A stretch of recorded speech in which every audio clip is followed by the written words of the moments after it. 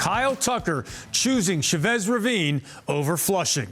ESPN's Jeff Passan had the news that the two-time defending World Series champions are landing the prize of the free agent market with reportedly a 4-year deal worth $240 million. Yes, that's $60 million a year. The Mets had reportedly offered Tucker $50 million a year. So this look at the tax bracket that Tucker now enters is brought to you by your local Honda dealers. Tucker will now make $9 million a year more than Juan Soto and $20 million more than Aaron Judge. We are now joined by Jim Duquette and Steve Gelbs. Jim, you've been all over this for the last few days, so let's start with you. What pushed the Dodgers to blow the Mets and Blue Jays away with their offer? Well, listen, we saw over the last couple of days that the offers were getting ramped up, and the Mets, as you mentioned, had reportedly gone to $50 million. I was told just now, confirmed, that the Mets offer ended up getting 4 years, $220 million. So that's $55 million a year. And, I think when you start to follow this, if you're going to go short-term deal, the average annual value has to be higher. And the Dodgers, this is a guy that they wanted on a shorter-term deal. They were able to get him. That's what I think pushed it to 60. There was deferred comp. I was told it was about $30 million in deferred comp, which brings the AAV down. But nonetheless, it's a high number. It's a big, big number, obviously, as you just pointed out, where he compares, in the sport. And I think that's what's, as stunning to me is the number that we got to. Tucker isn't considered one of the top 3 hitters right now in the sport. He's very good, and I think that he made a sacrifice and accepted that shorter-term deal than going to the length, which is what the Jays were offering. Jays were offering somewhere in the 8, 9, 10-year range at around $300 million. So, a lot of money here. Dodgers obviously continue to go for it, and that causes all sorts of angst within Major League Baseball because of the amount of money that they're spending with Ohtani and Betts.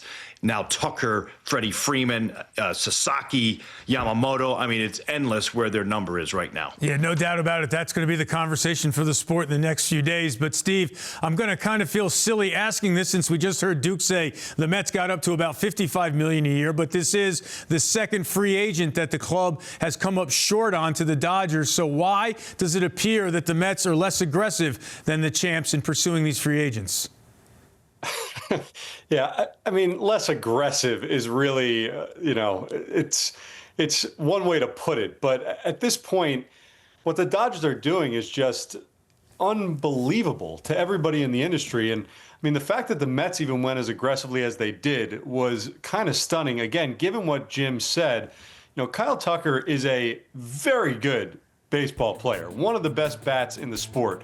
But we are not talking about a guy that is Shohei Ohtani or even Juan Soto. And so for the Dodgers to go out and say, all right, we're gonna blow everybody out of the water. We're gonna give him $240 million.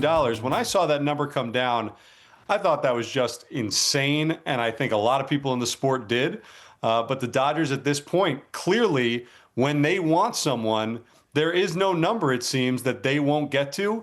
And quite frankly, for many players, it's as good a setup as you could get. A team that clearly is going into every year as the World Series favorite. You're living out in L.A., and you're going to get paid big, big money. So you understand why so many people are going to play in Chavez Ravine.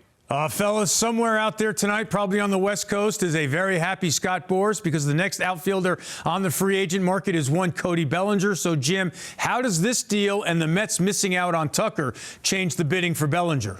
Well, it ramps it up. I think you're lucky in the sense that the timing is good and Bellinger is still out there. Obviously, the Yankees have had 2.5 months to negotiate a deal for Bellinger. They've, some reports have said they're at an impasse, but they've been even talking here lately. But they've been reluctant to go to 6 years or even 7 years.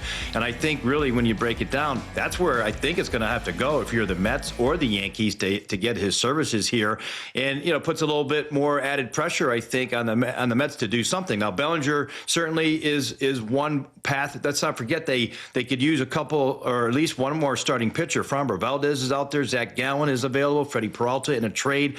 If they did one of either, you could go out and try to trade for Jarren Duran. So there are a couple of options out there if you don't want to chase the dollar amount there for Bellinger. But, this kind of sets up to have another Yankees versus Mets negotiation for a coveted player the way it looks right now.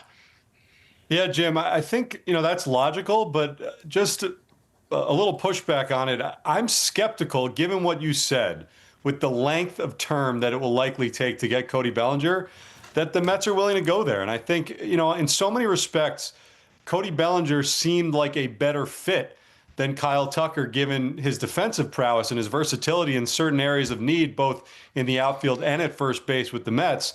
But there's been a reluctance, it seems, to really get into the deep end on that bidding. And I think in large part it's because right now, Cody Bellinger is not really going to be listening to anything short term, and that's where the Mets want to go. So Kyle Tucker was the better pivot. So I don't necessarily see the Mets going to Bellinger if the year amount is going to be what we assume it will be. For me, though, I'm curious to see where they do pivot, if not Bellinger, because clearly Steve Cohen and David Stearns feel like they need to add. They are willing to add. And so the question in my mind becomes, all right, do you go hard now after Framber Valdez, and do you do something similar to what you were going to do with Kyle Tucker, and that's high AAV, short term? Or do you even pivot and try and get creative with Bo Bichette, who's still out there, and say, all right, maybe let's see if we can take a run at Bichette and look at him at third base, and then maybe move Beatty over to first base, something like that. I think all the options are on the table right now, but given, again, the likely term it would take for Cody Bellinger, I would be surprised if the Mets really jumped in heavy into that bidding.